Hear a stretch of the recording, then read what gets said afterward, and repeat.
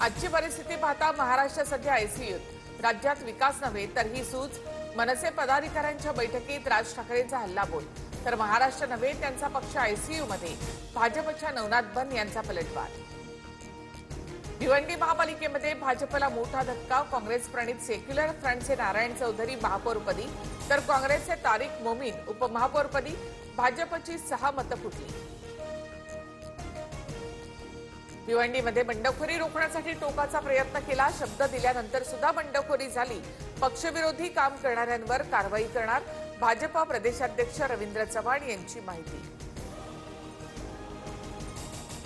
उपमुख्यमंत्री शिंदेंसोबतची भेट राजकीय विषयांवर नव्हती। प्रत्येक शहरांचे प्रश्न वाढतायत। सूचना द्यायच्या असतील तर भेट घ्यायला नको का? राज ठाकरेंचा सवाल।